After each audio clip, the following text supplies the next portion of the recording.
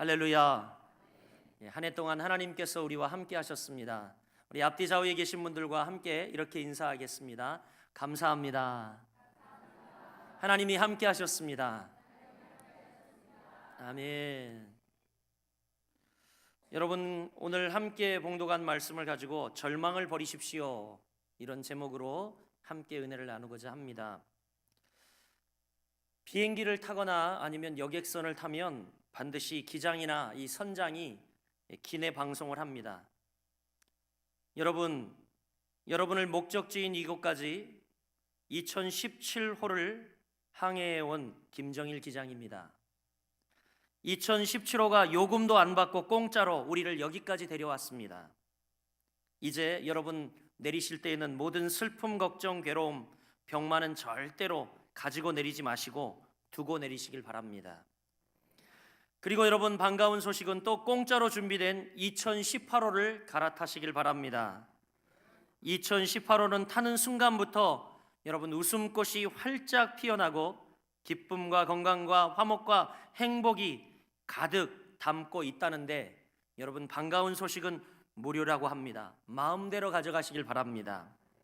다만 가져가신 것 1년 내내 잘 간직하고 보관하시길 바랍니다.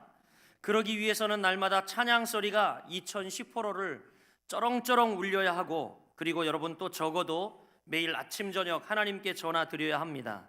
그래야 모든 것이 1년 동안 유지된답니다. 2018년에도 주님의 평화가 온 누리에 가득하길 바라고, 이제 곧 다시 2018호 갈아탈 여러분에게 어둠은 물러가고 하나님 나라가 확장되는 그런 귀한 여정이 되기를 축복합니다. 이상 여러분 기내 방송이었습니다.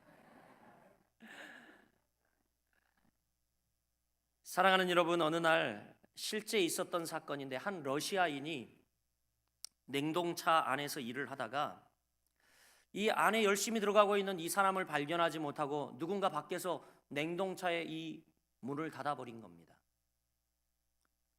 그 안에서는 도저히 문을 열 수가 없더라고요. 제가 한번 우리 강복희 장로님네 갔더니, 매장에 갔더니 우리 강신조 청년이 일하다가 냉장고 안으로 들어가는 겁니다. 근데 들어가는데 문을 확 닫고 들어가더라고요. 그래서 깜짝 놀랐어요. 아니, 저 문을 닫고 들어가면 어떻게 하지? 그래서 물어봤더니 조금 있다가 자기 스스로 문을 빼꼼히 열고 나오더라고요. 그러니까 그 냉장고는 입 출입구에 다 문이 이렇게 열도록 되어 있나 봐요. 그죠? 예. 그런데 이 냉동차는 그렇지 않습니다. 밖에서 문을 닫아버리면 열 수가 없는 거예요. 그래서 이제 죽었다 생각하고 이 냉동차 안에 갇힌 사람은 냉장고의 이 냉동고 차의 벽에 이제 기록을 하기 시작했습니다. 10시 15분 나는 냉장고 안에 갇혔다. 10시 30분 나의 손발이 꽁꽁 얼고 있다. 10시 45분 나의 온몸까지 굳어지기 시작한다. 11시 30분 이제 더 이상 나는 숨을 쉴 수 없다. 그리고 기록이 거기서 멈춘 겁니다. 이제 시간이 지나서 차의 문을 열었더니 그 사람은 그 냉동차 안에서 그대로 죽어 있는 것을 발견했어요. 그런데 여러분, 결정적인 것은 뭐냐면 이 냉동차가 작동하지 않았다는 겁니다. 전원을 넣지 않고, 그리고 이 냉장고가 작동하지 않는 상태였대요. 참 안타까운 일이죠, 여러분. 그런데 왜 죽었을까? 그를 죽인 것은 네 냉장고 안의 추위가 아니라 나는 곧 죽을 수밖에 없다라고 하는 절망적 생각이 그를 죽인 거죠. 여러분, 그처럼 우리 생각은 굉장히 중요한 겁니다. 우리 옆 사람에게 한번 여러분 이렇게 이야기합니다. 당신의 생각은 참 중요합니다. 그렇습니다. 우리의 생각이 어떠느냐, 그것이 여러분 나를 살리기도 하고 죽이기도 한다는 사실이죠. 나는 어떤 상황에도 감사와 기쁨을 잃지 않겠다. 지금은 힘들어도 축복의 때는 반드시 오고 나에게 밀물의 때가 온다 라고 여러분 믿으면 그의 생각대로 되어집니다. 할렐루야. 그러므로 여러분, 생각 단계부터 이미 승리는 좌우되는 거예요. 생각 단계부터. 그래서 여러분, 일단 생각부터 승리하고 이왕이면 크게 생각하는 여러분들이 되시길 주의 이름으로 축복합니다. 여러분, 이 경제학자들을 보면요, 경제학자들 중에는 부자가 없다고 합니다. 아니, 경제를 빠삭하게 알고 있는 그 사람들이 부자가 없는 거예요. 희한하지 않습니까? 아니, 경제학자들이 부자가 되어야 할 텐데 경제학자들 가운데 있는 부자가 없대요. 왜 그럴까요, 여러분? 이유는 경제학자들의 생각이 굉장히 제한적이라고 합니다. 셈수를 너무 잘하는 거예요, 경제학자들은요. 그래서 그들은 생각하기를 자원의 한계가 있다라는 사고가 그들 머리에는 꽉 차 있다고 합니다.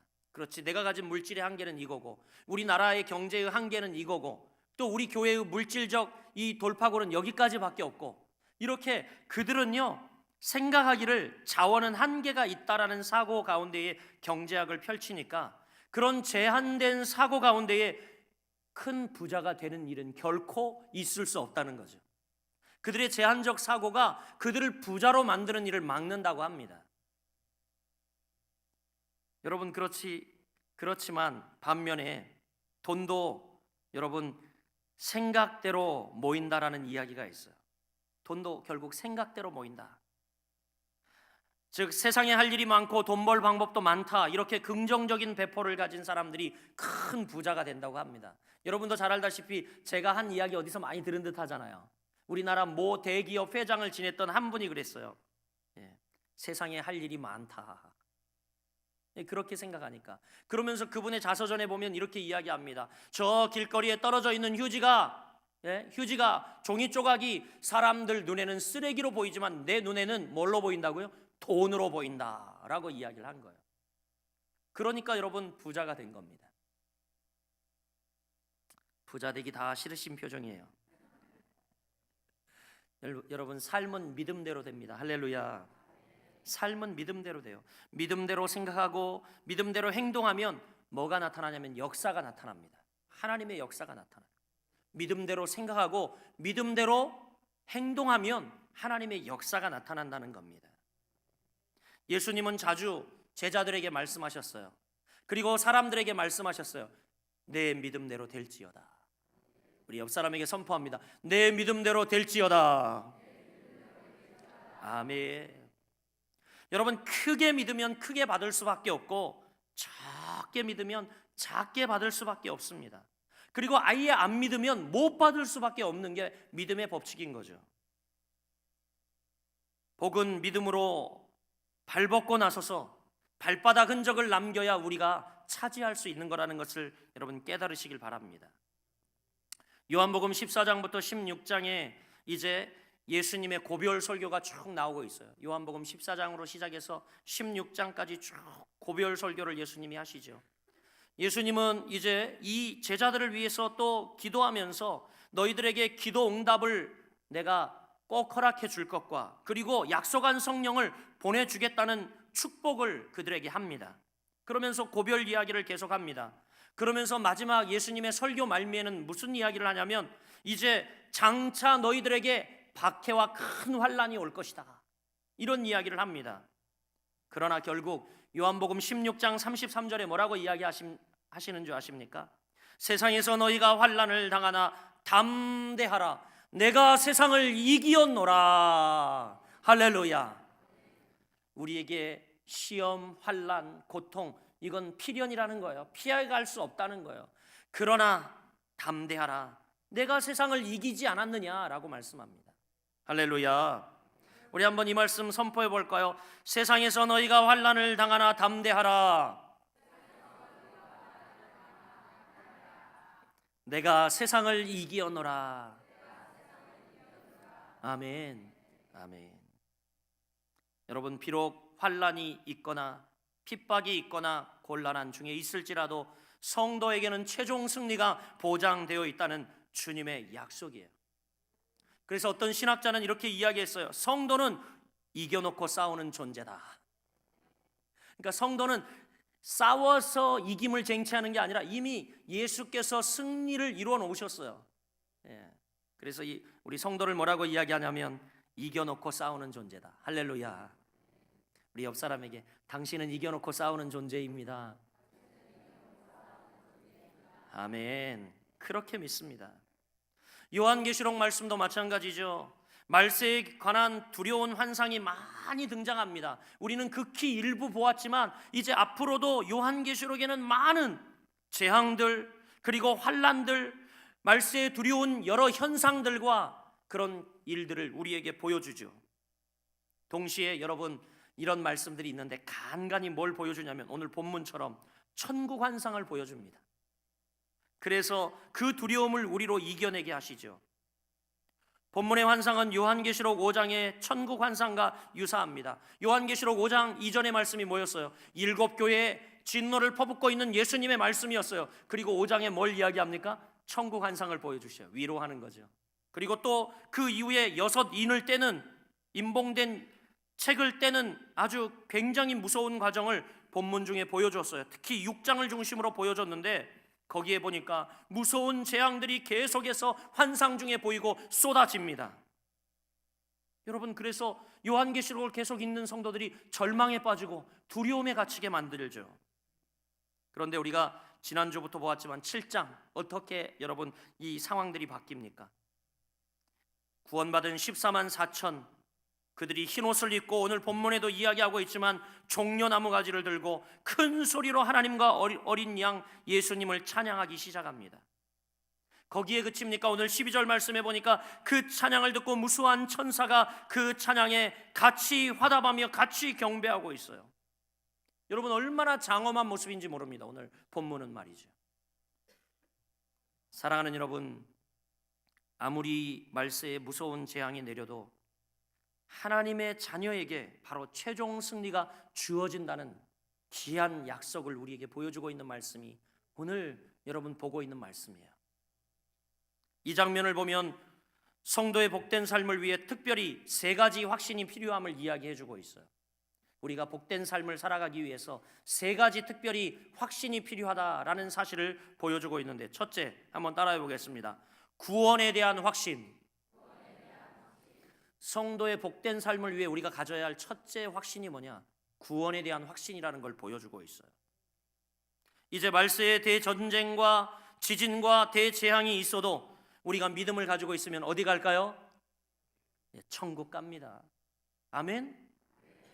살아서 여러분 우리가 종말을 맞이하면 어떻게 될까요? 휴거를 통해서 이제 환난에서 우리가 면제를 받거나 아니면 잠시 이 땅에서 우리가 환난을 당한다 할지라도 더 큰 축복의 장으로 나가며 우리의 몸이 부활하여 천국에 들어가게 됨을 믿으시길 바랍니다.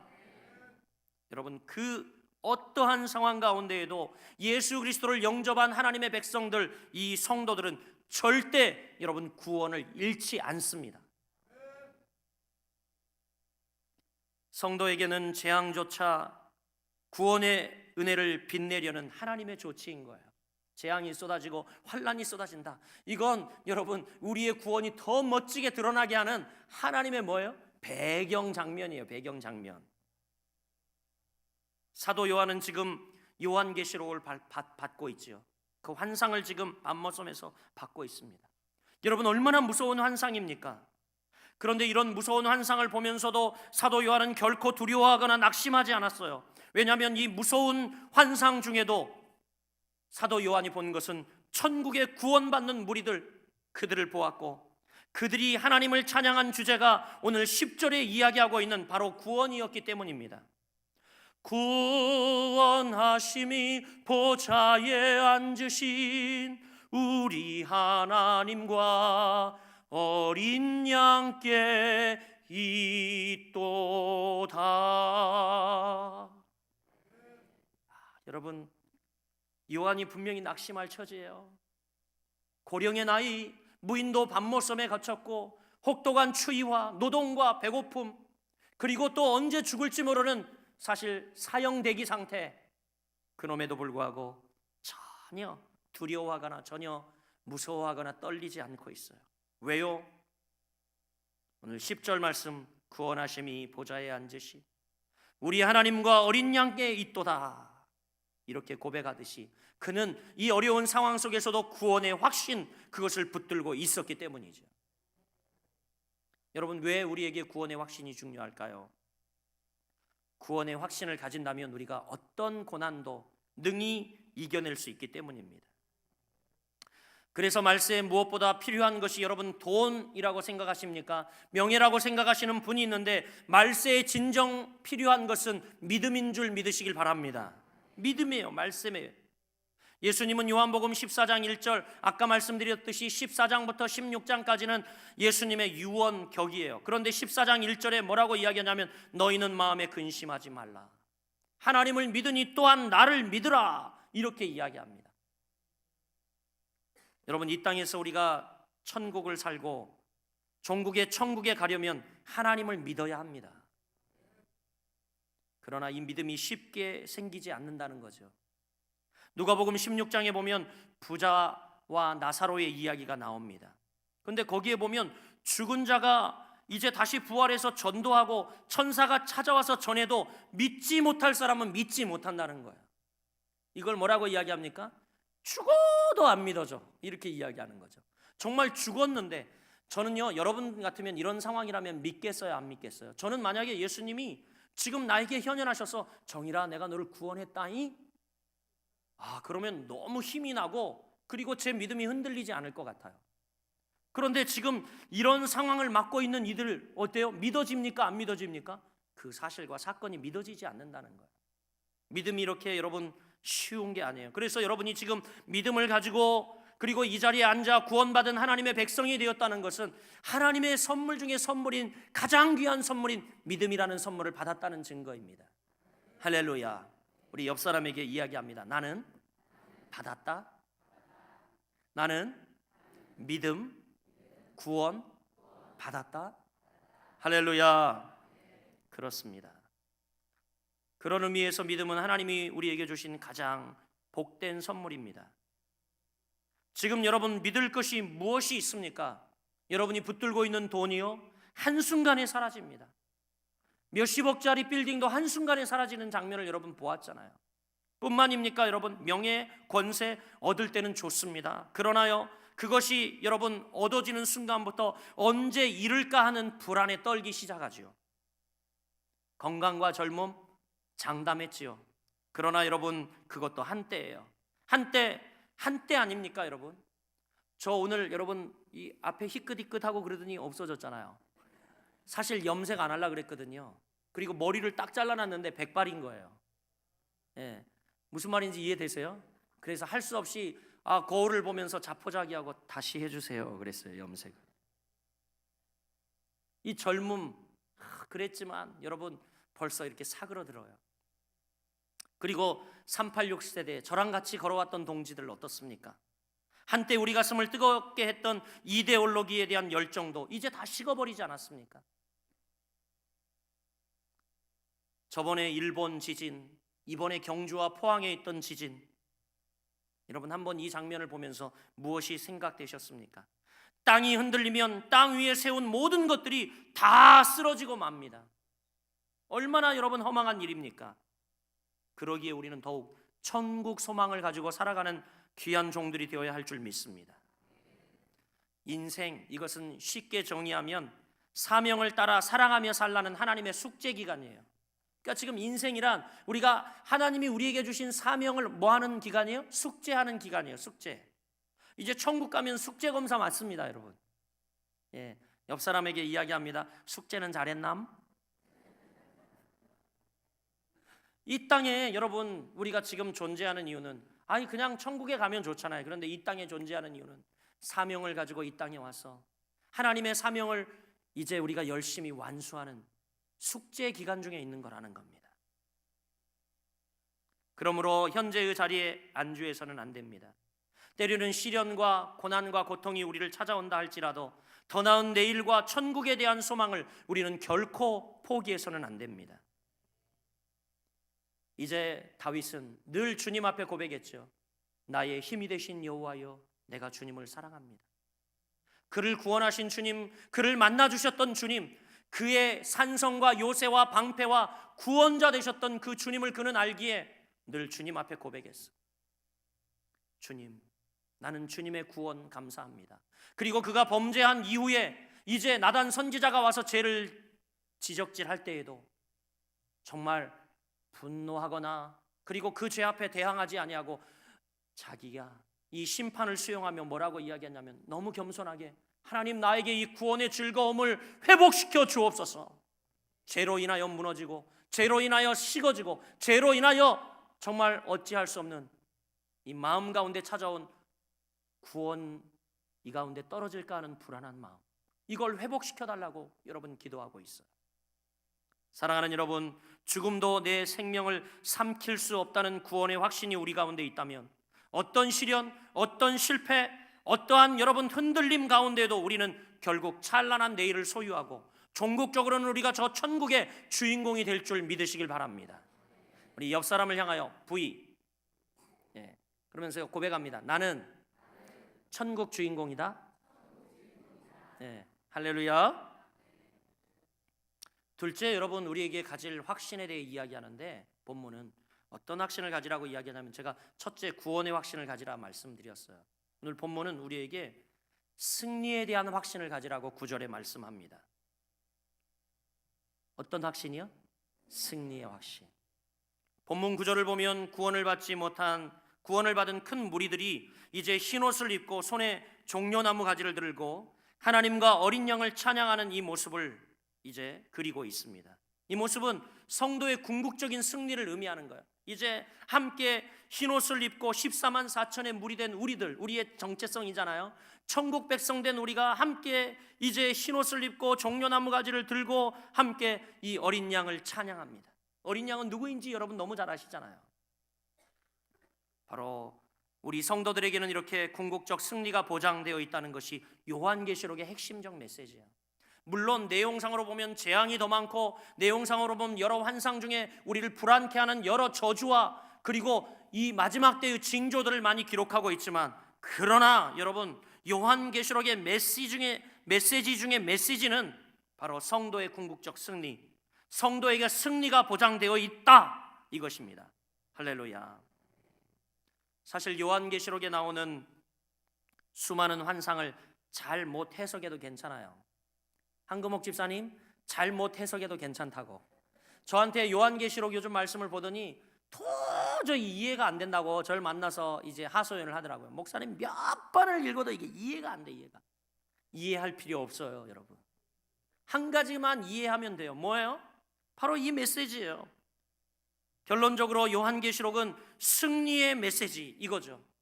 다 잊어도, 다 해석하지 못해도 요한계시록의 결론적 승리의 메시지만은 결코 잊지 마시길 주의 이름으로 축복합니다. 성도에게 어려움은 축복과 승리와 영적 승진의 기회입니다. 바울이 3차 전도 여행을 하다가 예루살렘에서 붙들렸어요. 감옥에 갇히게 되었죠. 많이 몸매를 맞았습니다. 죽기 직전까지 맞았어요. 그런데 그 밤에 주님께서 바울에게 나타나십니다. 그리고 사도행전 23장 11절에 주님이 그에게 약속하세요. 바울아, 담대하라. 내가 예루살렘에서 나의 일을 증거한 것 같이 로마에서도 증거하여야 하리라. 이렇게 말씀합니다. 할렐루야. 바울의 일평생 소원이 뭐였습니까? 로마에 가서 복음을 전하는 거였어요. 그런데 주님이 응답을 하지 않았습니다. 그런데 응답을 언제 하냐면 지금 감옥에 갇혔는데 응답을 하는 거야. 이 상황이 이해가 되십니까? 여러분, 자유의 몸이 아닌 그가 어떻게 로마에 가서 복음을 전할 수 있으며 자유의 몸이 아닌 그가 어떻게 감옥에서 저 로마까지 복음을 전할 수 있겠습니까? 그런데 감옥에 갇혀있는 그에게 주님이 드디어 응답하세요. 뭐라고요? 담대하라. 내가 예루살렘에서 이렇게 나를 증거한 것 같이 로마에 가서도 증거하여야 하리라. 이럴 때 뭐라고 이야기합니까? 우리는 황당, 그렇게 이야기를 해요. 왜냐하면 이 말씀이 도저히 이해할 수 없는 상황이기 때문에 그렇죠. 그런데 여러분, 놀랍게도 하나님은 이 바울의 더 큰 비전을 하나님이 어떻게 이루십니까? 바울이 이제 감옥에 갇혀 로마 시민권을 주장하니까 전액 국비 보조로 바울 돈 한 푼도 안 들이고 로마에 어떻게 해요? 로마 군인들의 호의를 받으며 로마로 압송이 됩니다. 아와, 소름 끼치지 않아요? 우리 하나님 하시는 일들이 너무 멋지잖아요. 어메이징합니다.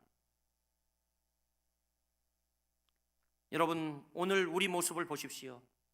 지금 현재 올해를 마감하고 있고 이제 끝나고 있는 아버지 이 시점에 우리의 모습을 한번 보시죠. 바울처럼 우리 가운데는 예루살렘에 붙잡힌 모습을 하고 있는 분도 계실 겁니다. 그러나 그럴지라도 여러분 마음과 꿈만은 저 로마로 향하는 여러분들이 되시길 주의 이름으로 축복합니다. 가끔 가정과 교회와 일터에 어려움이 생겨도 결코 여러분 좌절하거나 낙심하지 마십시오. 그 어려운 과정을 통과해야 하나님께서는 더욱 선한 열매를 맺게 하시기 때문이죠. 영화를 보면 대부분 주인공이 극심한 어려움을 겪습니다. 그렇잖아요. 그런데 최후에는 반드시 승리를 하지요. 이게 여러분 우리의 스토리라는 사실을 아십니까? 때로는 주인공이 비극적으로 죽는 경우도 있어요. 그런데 어떤 소중한 메시지를 남깁니다. 어쩌면 우리가 이 땅을 살아가면서 정말 하나님 나라를 우리가 맡게 될 수도 있고, 그리고 어쩌면 먼저 죽어 맞지 못하게 될 때도 있지만, 우리 성도들이 가면 중요한 메시지를, 하나님 뜻을 따라 살다, 하나님 정말 말씀대로 살아가다가 우리가 죽으면 여러분 귀한 메시지를 우리로 남기지 않습니까? 결국 여러분 그것은 승리한 것입니다. 할렐루야. 이 제천의 화마로 인하여 많은 성도님들이 가셨고, 또 알고 지내던 두 분 목사님도 가셨어요. 그런데 메시지를 충분히 남기고 가셨어요. 여러분, 바울은 지금 붙잡혔지만 그때 주님은 오히려 이제 네가 로마를 볼 것이다, 찬란한 소망을 주셨습니다. 그처럼 우리가 주 안에 있으면 고난도 승리의 전주곡으로 바뀌게 되는 줄 믿으시길 바랍니다. 우리 옆 사람 축복합니다. 승리의 확신을 가집시다. 아멘, 아멘. 여러분, 그래서 우리는 고난을 두려워하지 마시길 바랍니다. 밤이 어두울수록 우리가 잘하는 거지만 여러분 빛은 환하게 드러납니다. 또 배는 풍랑으로 인하여 더 빨리 가기 마련이고, 그리고 연은 바람을 맞음으로 말미암아 더 높이 날아 올라갑니다. 어려움을 내일의 찬란한 축복을 향해 더 높이 들림받는 영적 휴거의 계기로 승화시키십시오. 그래도 두려움이 여러분 가운데 밀려온다면 2017호를 타신 여러분들, 이제 지난 365일 주님이 나와 함께 하셨던 절망적 순간에 체험했던 하나님의 은혜를 떠올려 보시길 바랍니다. 분명히 여러분 손을 붙잡고 계셨고 여러분과 동행하고 계셨습니다.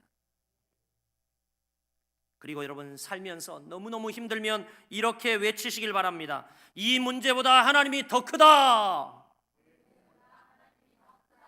성가대 역시 확실해요. 네. 네, 우리 같이 외쳐볼게요. 이 문제보다 하나님이 더 크다.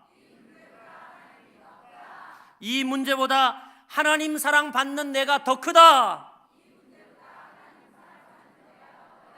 아멘. 할렐루야. 여러분, 두려움을 키우는 것은 우리 마음이에요.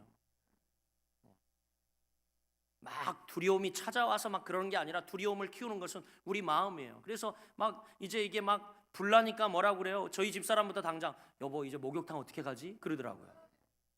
두려움은 우리 마음이 키우는 거라니까요. 그렇잖아요, 여러분. 아니 교통사고 나는 거 봐서 여러분 차 안 타고 다니시겠습니까? 비행기 떨어지는 사건 보았다고 여러분 비행기 안 타시겠냐 말이죠. 그 두려움은 우리 마음이 키우는 거죠. 문제와 맞서기도 전에 문제에 짓눌리지 마시길 바랍니다. 우리는 하나님의 사랑받는 자녀들입니다. 성도는 아무리 나가 떨어져도 하나님 은총 밖으로 나가 떨어지지는 않아요. 우리가 나가 떨어질 수 있어요. 잽을 맞고 어퍼컷을 맞고 여러분 우리가 훅을 맞아서 나가 떨어질 수 있는데, 절대 우리의 나가 떨어짐의 범위는 하나님의 은총 밖으로는 나가 떨어지지 않는다는 거예요. 할렐루야. 그러므로 항상 최후 승리에 대한 확신을 가지고 살아가는 여러분들이 바로 2018호에도 여러분 승리자가 되실 줄 믿습니다. 마지막입니다. 오늘 본문 마지막은 우리에게 무엇에 대한 확신을 가지라 이야기하냐면 12절에 이야기하는데 하나님에 대한 확신을 가질 것을 이야기합니다. 자, 이쯤 복습해 볼게요. 제일 먼저 뭐에 대한 확신을 가지라? 구원. 두 번째는요? 승리. 마지막은 뭐요? 하나님에 대한 확신을 가질 것을 이야기합니다. 요한계시록은 극심한 환난과 재앙 속에서도 간간히 찬양의 기운이 흐르는 것을 보지요. 그런데 12절에 여러분 이 말씀 우리 같이 읽어볼까요? 12절 말씀 너무 멋있어요. 같이 읽어보겠습니다. 시작. 이르되 아멘. 찬송과 영광과 지혜와 감사와 존귀와 권능과 힘이 우리 하나님께 세세토록 있을지어다. 아멘. 아멘. 이 말씀을 보면 지금 구원받은 하나님의 백성들이 아멘으로 고백하고 이제 시작을 해요. 아멘 고백한 다음에 찬송과 영광과 지혜와 감사와 존귀와 능력과 힘이 하나님께 세세토록 있음을 찬양하죠. 그리고 나서 또 뭘로 마쳐요? 아멘으로 마칩니다. 아멘으로 시작해서 아멘으로 마치죠. 그처럼 여러분 찬송과 감사가 넘치는 아멘의 삶을 우리가 추구할 것을 말씀하고 있는 겁니다. 모든 위대한 믿음의 선진들은 찬양과 감사의 삶을 체질화시킨 아멘의 사람들이었어요. 어려움, 고난, 핍박 이런 것을 찬양과 감사의 삶으로 체질화 만들어버린 그런 사람들이었죠. 한 가지 일례를 들면 중국의 여러분 선교의 거부라고 부르는 허드슨 테일러, 이 선교사님이 남긴 신화는요, 그도 역시 청년 시절에 많은 신앙의 문제로 고민을 했다고 합니다. 그런데 어느 날 그리스도가 완성한 구원이라는 책을 보다가 그가 진짜로 하나님이 살아계시고 구원이 확신되어졌다고 그래요. 그리스도가 완성한 구원. 그리고 나중에 그는 이렇게 고백합니다.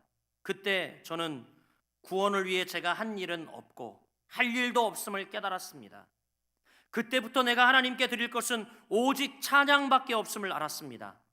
저의 진짜 신앙생활이 그때부터 시작이 되었습니다. 그렇죠. 진짜 찬양 누가 드릴 수 있습니까? 죄인된 우리가 정말 하나님이 구원하셨다는 구원의 확신을 가진 이들만 찬양을 할 수 있는 거죠. 그의 고백이 멋지지 않습니까? 구원을 위해 우리가 할 일이 없다는 거예요. 그리고 했던 일도 없다는 겁니다. 내가 그때부터 하나님께 드릴 것은 오직 하나, 찬양밖에 없음을 깨닫게 되었습니다. 그때부터 내 진짜 신앙생활이 시작이 되었습니다. 내 삶에 하나님을 인정하고 내 삶에 하나님을 고백하고 내 삶에 하나님이 모든 것 되심, 하나님에 대한 확신을 가지고 하나님께 그 고백을 드릴 때 비로소 진짜 신앙생활이 시작되었다는 거죠. 여러분, 사람들은 대부분 현실이 고통스러우면 고통의 이유를 찾습니다. 현실이 고통스러운 현실이 찾아오면 고통의 이유를 찾아요. 근본 화재도 참 안타깝게도 이 너무 현실이 아프니까 사람들이 이제 이렇게 도마에 사람들을 올려놓지 않습니까? 누군가 희생양을 찾으려고 그래요. 안타까워요. 그런데 사람들의 특징이 그래요. 현실이 고통스럽고 어려우면 뭘 찾아요? 고통의 이유를 찾습니다. 그러나 이때 우리가 해야 할 일은 뭡니까? 아니요. 자기를 성찰하고 고통에 대한 철학적 이유와 변증을 찾지 말고 고통의 이유를 찾고 이성이 납득하도록 모든 것이 설명되어야 하나님을 찬양하는 것이 아니라, 우리가 세상에는 설명되지 않는 미스테리가 너무 많다는 것을 알아야 합니다. 여러분, 세상에는 설명되지 않는 미스테리가 얼마나 많습니까? 어떻게 아가 생겨요? 어떻게 나와요? 이게 굉장히 미스테리한 일들이 너무너무 세상에 많거든요. 그런데 우리에게 찾아오는 성도의 고난도 미스테리예요. 미스테리. 왜 하나님이 이 사랑하는 자녀들에게 고난을 주실까? 왜 때로는 우리의 목숨을 데려가실까? 이해되지 않는 일들이죠. 미스테리입니다. 그러나 여러분, 그 고난 중에 오직 하나님의 위대성만 바라보고 우리가 찬양하게 될 때에 우리가 깨닫게 될 것입니다. 왜 하나님이 여러분 사람들에게 고통과 시련을 줍니까? 그 이유는 몰라요. 우리는 몰라요. 그러나 한 가지 분명히 아는 것이 있습니다. 그것은 뭡니까? 분명 고통의 밤 저 건너편에는 우리가 기다리는 찬란한 새벽이 있다라는 겁니다. 분명 저 고통의 저편에는 사도 바울이 예루살렘에서 정말 안타깝게 문매를 맞고 감옥에 갇혀 있지만 로마를 바라보는 것처럼 바로 예루살렘 감옥문을 나와 로마로 가는 축복을 누리게 될 줄 믿습니다. 그래요. 이유를 알 수 없는 시련이 우리를 찾아온다 할지라도 그것은 우리를 유익해 하시려는 하나님의 목적과 섭리가 있음을 믿고 하나님에 대한 확신을 가지시길 바랍니다. 그때 우리에게 고난을 이기는 엄청난 능력이 찾아올 겁니다. 그리고 하나님을 믿는 믿음처럼 위대한 것은 없는데 우리가 하나님을 믿고 수긍하게 될 것입니다. 여러분, 여러분의 행복의 원천이 무엇입니까?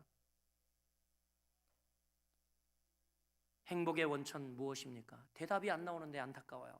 하나님이에요, 하나님. 제가 질문하면 하나님이라고 대답해 주세요. 여러분의 행복의 원천은 무엇입니까? 축복의 원천은 무엇입니까? 아멘. 역시 하나님이에요. 역시 하나님. 하나님을 떠나서는 행복과 축복이 있을 수 없습니다. 우리의 최고의 재산은, 타이밍이 한 박자 넣네. 우리의 최고의 재산은, 우리의 최고의 유산은 맞습니다. 하나님은 현재 우리가 필요한 것을 가장 적절히 하시고 채워주시고 우리의 미래까지 다 책임지시는 분 아닙니까? 가끔 까칠한 현실을 우리가 만나기도 하지만 그때 하나님에 대한 확신을 흔들리지 않고 정신만 차리고 있고 감사와 찬양을 우리가 회복하기만 하면 어느새 위기는 여러분 기회로 반전이 됩니다. 이 하나님, 이제 여러분 말씀을 맺으려고 합니다.